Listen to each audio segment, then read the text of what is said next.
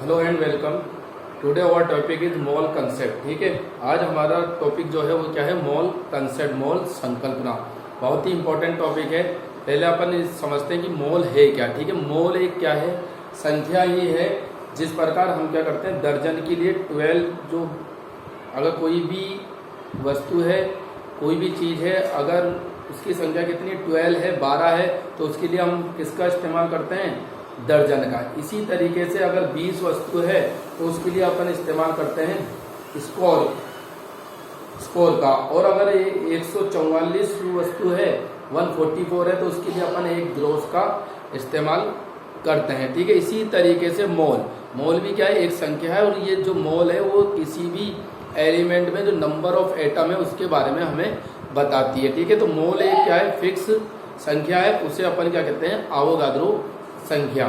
ठीक है, अब मोल को डिफाइन कैसे करेंगे, मोल को डिफाइन कैसे करेंगे कि कार्बन 12 के 12 ग्राम में उपस्थित परमाणु की संख्या क्या होती है, 1 मोल के बराबर होती है। ठीक है, कार्बन 12 जो कि कार्बन का क्या है, समस्थानिक के आइसोटोप है।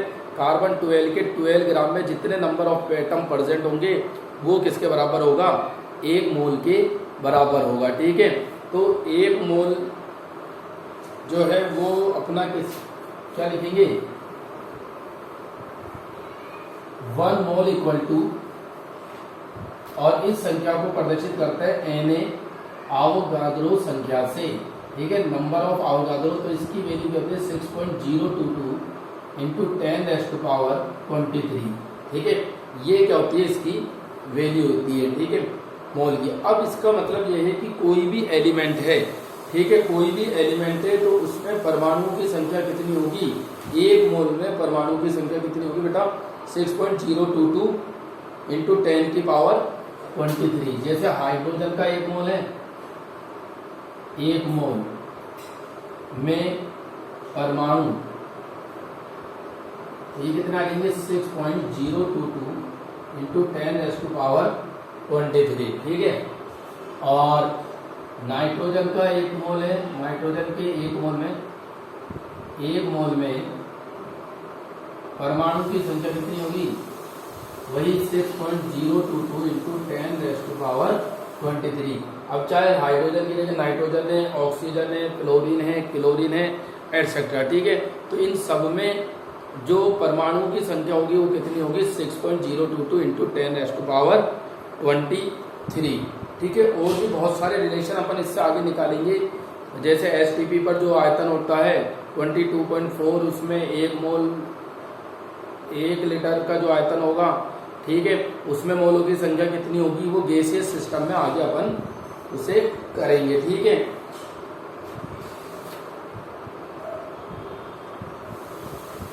अब देखिएगा, अब एक बात ध्यान रखना है, अपन को तत्व है ना, तो तत्व में तो परमाणु की संख्या आएगी। ठीक है बेटा, और अगर यौगिक है, अगर कोई यौगिक दिया है तो उसमें अणु की संख्या होगी।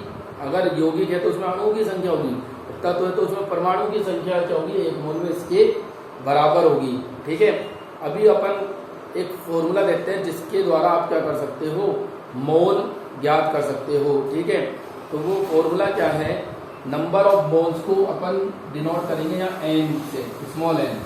ठीक है, दिया गया भार, given weight upon molar mass, दिया गया भार बटा अणुभार।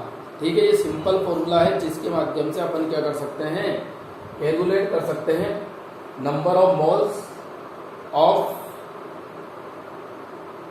प्रेजेंट इन एनी एलिमेंट और इन कंपाउंड। ठीक है, अब मान लीजिए मैं एक छोटा सा न्यूमेरिकल यहाँ करते हैं हम, H2 की 54 ग्राम में कितने मोल उपस्थित हैं, कितने मोल उपस्थित हैं, 54 ग्राम ऑफ H2 या water molecule have number of moles. ठीक है, calculate number of moles of H2 present in 54 gram of H2। ठीक है, तो फॉर्मूला लगाइए, N equal to W A upon M ए।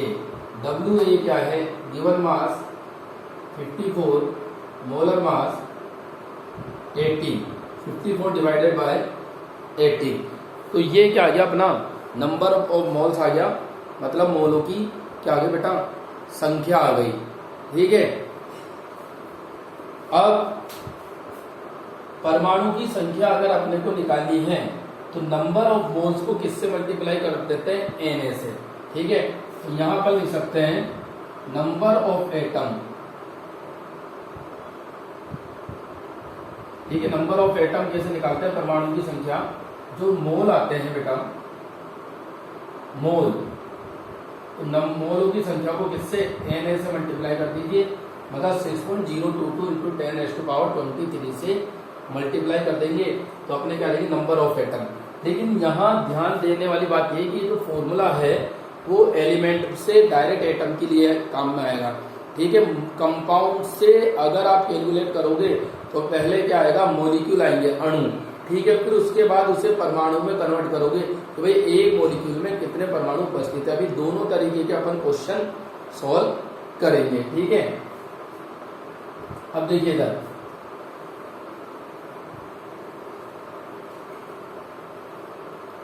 जैसे आपसे पूछा नाइट्रोजन है, नाइट्रोजन, ठीक है, नाइट्रोजन की 28 ग्राम में कुल परमाणु की संख्या ज्ञात कीजिए, की संख्या ज्ञात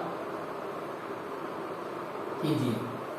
ठीक है, number of moles of atom present in 28 gram of nitrogen.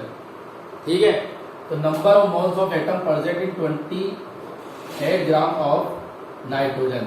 तो पहले नंबर ऑफ मोल्स निकाल लीजिए, एन ए, वही formula W A upon M A. W A कितना गिवन है, 28, और इसका मोलर मास कितना होता है, 40। ठीक है, तो कितना हो गया, 2 मोल। कितना आ गया बेटा, 2 मोल आ गया। नाइट्रोजन एलिमेंट लिया है, ठीक है। अब देखिए 2 मोल है, तो 2 मोल में अब नंबर ऑफ एटम कितने होंगे, नंबर ऑफ एटम अपने को पता है, एक मोल में कितने एटम होते हैं, 6.022 इंटू 10⁻23। तो 2 मोल में कितने एटम होंगे, 2 into Na, it means 2 into 6.022 into 10⁻23, multiply कर दीजिए 440 और 6 2 12,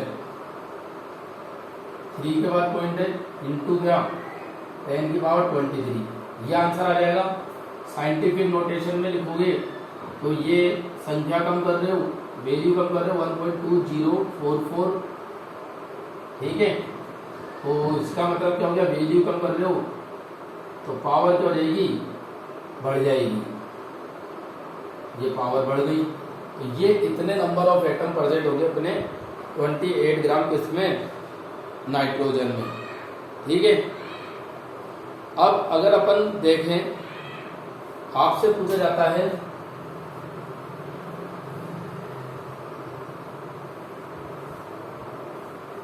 नौ ग्राम H2O में, क्वेश्चन क्या मान लीजिए ऐसे है, 9 ग्राम H2O में क्या है, नंबर ऑफ एटम अपने को कैलकुलेट करने हैं।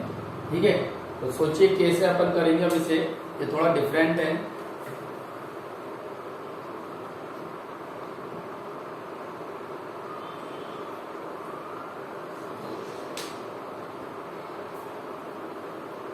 ठीक है, तो 9 ग्राम H2O मॉलिक्यूल है अपने पास। ठीक है, ये 9 ग्राम क्या H2O% है, नंबर ऑफ एटम निकालने हैं। ठीक है, तो एक बात ध्यान रखिए कि एक मोल जो जल का अणु होता है, ये कंपाउंड है ना, तो अणु, उसमें एक मोल जल के अणु में कुल कितने जल के अणु होंगे, 6.022 इंटू 10⁻, एक मोल जल में कितने अणु होंगे।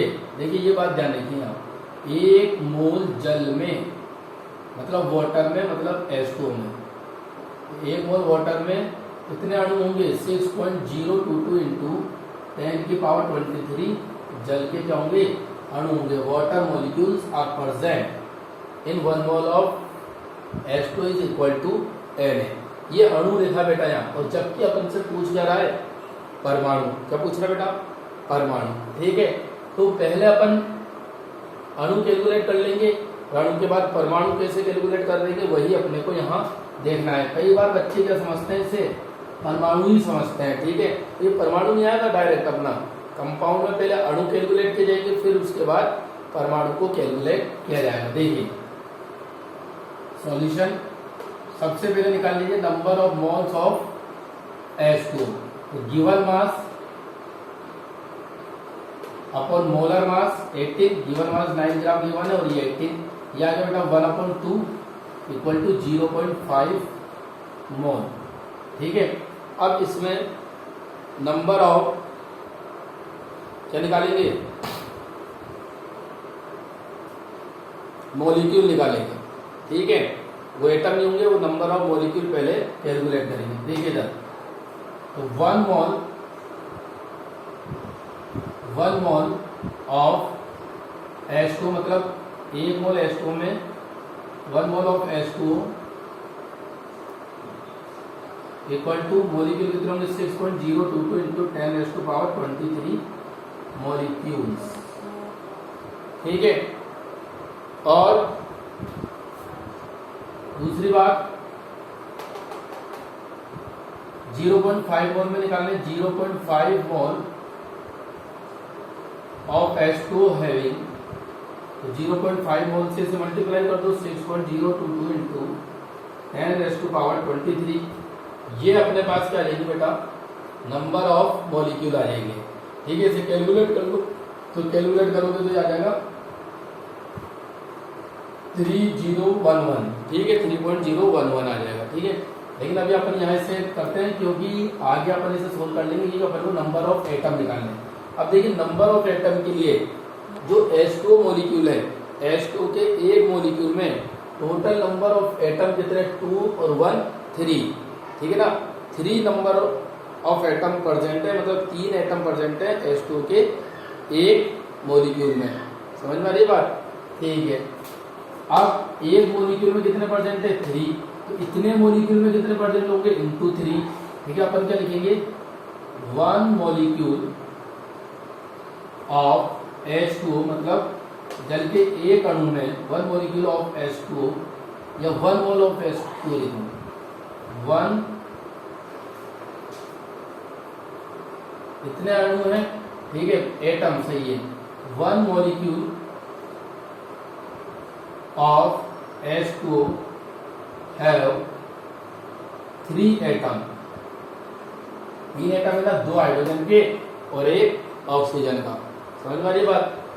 और इसी तरीके से अब कितने मॉलिक्यूल हैं अपने पास, कितने, so 0.5 into 6.022 into 10⁻23 molecules have atoms equal to. ठीक है, कितने एटम्स हो जाएंगे, क्या कर देंगे आप, 3 इंटू क्या करेंगे, 3 इंटू 0.5 इंटू 6.022 इंटू 10⁻23। ठीक है, पॉइंट कैंसिल कर दीजिए, 5 2 या 10, 2 3 जा 0 1 1। ठीक है, ये आ गया, इसको इससे मल्टीप्लाई कर लीजिए, 3 1 जा 3, देन 3 1 जा 3, 0.9 इंटू 10⁻23। ये इतने अपने पास क्या आ जाएंगे, नंबर ऑफ एटम्स आ जाएंगे। ठीक है, आधी बात समझ में। तो इसका मतलब ये हो गया कि अगर आपको कंपाउंड गिवन है तो पहले मॉलिक्यूल निकालेंगे, और अगर फिर मॉलिक्यूल कैलकुलेट कर लेते हैं, देन उसके बाद नंबर ऑफ एटम आपको कैलकुलेट करने हैं। ठीक है, एक बार नोट कर लीजिए इसे, या स्क्रीनशॉट ले सकते हैं।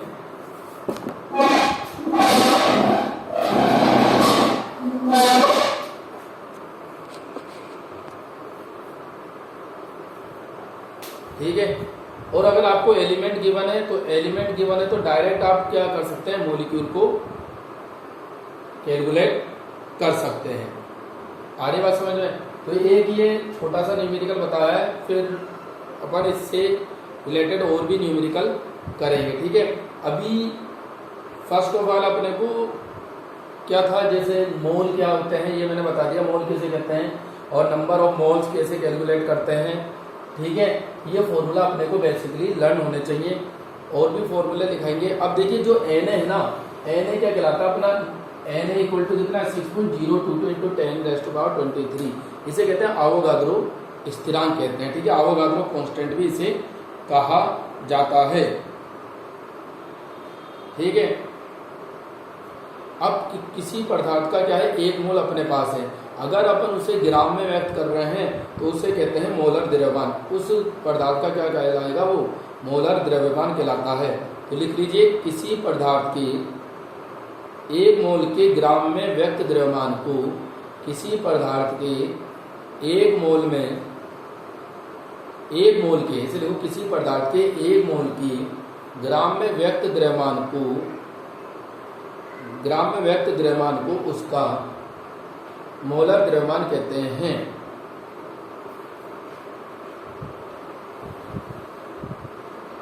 ठीक है।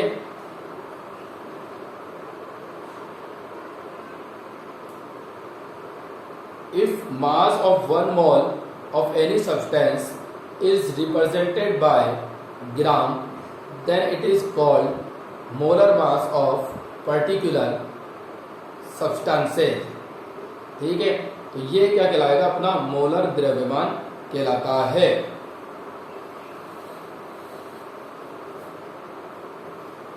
ठीक है, जैसे जल का जो मोलर द्रव्यमान है, मतलब वाटर मॉलिक्यूल जो है उसका जो मोलर मास है वो कितना है, 18.08 ग्राम पर मोल। ठीक है, 18.08 ग्राम पर मोल, मतलब एक मोल के मोलर जो द्रव्यमान है, जो एक मोल का मोलर मास है H2 का, वो कितना है, 18.02 ग्राम पर मोल है।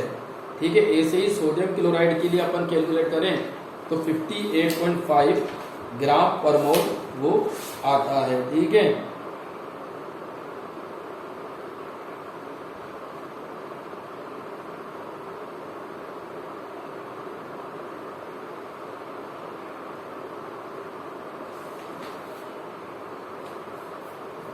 तो इस तरीके से अपन मोल को क्या कर सकते हैं, डिफाइन कर सकते हैं और मोल को कैलकुलेट कर सकते हैं। ठीक है,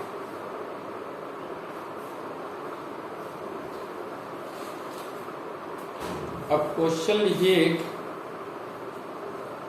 एथेन के 3 मोल में निम्नलिखित का परिकलन कीजिए।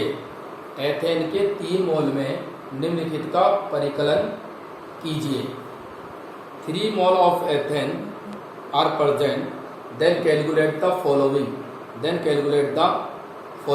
क्या क्या कैलकुलेट करना है? फर्स्ट, कार्बन परमाणु के मोलों की संख्या, number of moles of carbon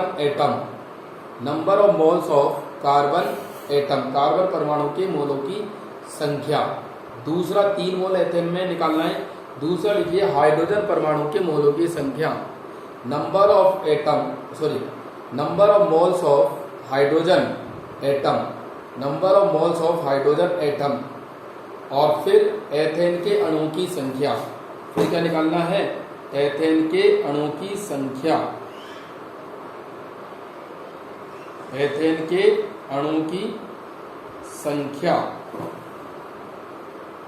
number of molecules of ethane. ठीक है, number of molecules of ethane, ये कैलकुलेट अपने को करना है। ठीक है, ये क्वेश्चन समझ में आ गया। क्वेश्चन क्या है, 3 मोल है अपने पास इथेन के, उसमें अपने को क्या क्या कैलकुलेट करना है, number of moles of carbon and number of moles of hydrogen and the number of moles of ethane. और इथेन में तो अपने को अणुओं की संख्या निकालनी है 3 मोल में। तो सबसे पहले अपन तीसरा सोल्व करते हैं कि 3 मोल अपने पास क्या है, ethane. 3 mole of ethane present है और इसमें अपन को क्या निकालनी है, नंबर ऑफ मॉलिक्यूल निकालना है। ये बात ध्यान रखना, नंबर ऑफ मॉलिक्यूल, ठीक है। तो 3 मोल इथेन मतलब ये C2H6 होता है इथेन, ठीक है। अब इसका 1 मोल है तो उसमें नंबर ऑफ मॉलिक्यूल कितने होंगे, तो नंबर ऑफ मॉलिक्यूल कितने होंगे, ऑब्वियसली बात है Na के जितने होंगे। नंबर ऑफ एटम नहीं पूछ रहा है या नंबर ऑफ मॉलिक्यूल पूछ रहा है, तो अपन क्या लिखेंगे, 1 mole of ethane have number of molecule equal to, इसके जितने होंगे वही 6.022 इंटू 10⁻23 और 3 मोल होंगे, 3 mole of ethane have number of molecule 3 into 6.022 into 10⁻23।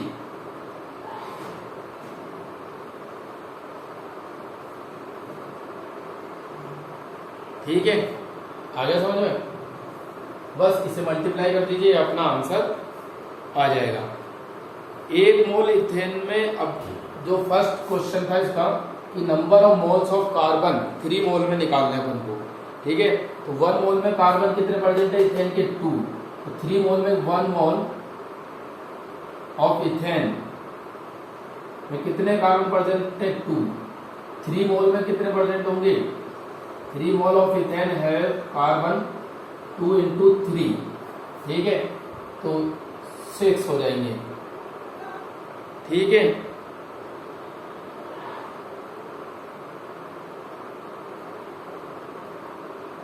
तो ये 6 मोल होंगे, 6 मोल, नंबर ऑफ एटम नहीं निकले कार्बन के, ओनली मोल निकले हैं, समझ में आ रही है बात, ठीक है। तो इस तरीके से अपन सोल्व करेंगे। अगर 3 मोल इथेन में नंबर ऑफ मॉलिक्यूल की जगह, इस वाले में देखो थर्ड वाले, नंबर ऑफ मॉलिक्यूल की जगह मान लीजिए नंबर ऑफ एटम पूछता, तो अपन क्या करते, उससे मल्टीप्लाई करते, नंबर ऑफ एटम को किससे मल्टीप्लाई कर देते, फिर नंबर ऑफ एटम कैलकुलेट करने के लिए बेटा मल्टीप्लाई करते 6 + 2, तो 8 से अपन इसे मल्टीप्लाई कर देते, ठीक है। अब एक क्वेश्चन लिख लीजिए, उससे सोल्व करना है। फिर देखो, यदि 20 ग्राम चीनी को जल की पर्याप्त मात्रा में घोला जाए, यदि 20 ग्राम चीनी को जल की पर्याप्त मात्रा में घोला जाए और इसका आयतन 2 लीटर हो जाए,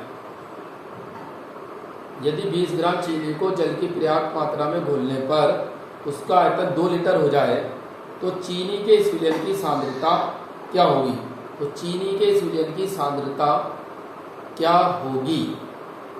If 20 gram of sugar dissolve in water and volume become 2 liter and volume become 2 liter, then calculate concentration of this solution of sugar, then calculate concentration of this solution of sugar, ठीक है। तो ये आप solve करके आपको देखना है, इसकी कंसंट्रेशन को निकालना है। तो एक बात तो यहाँ क्लियर है, वॉल्यूम गिवन है और अपने को ग्राम में वेट गिवन है, तो अपने को यहाँ मोलरिटी कंसंट्रेशन को किस में कैलकुलेट करना है, मोलरिटी में, ठीक है। अब ये आपको पता चलने के बाद आप इजीली आप क्या कर सकोगे, कैलकुलेट इसे कर सकेंगे, ठीक है।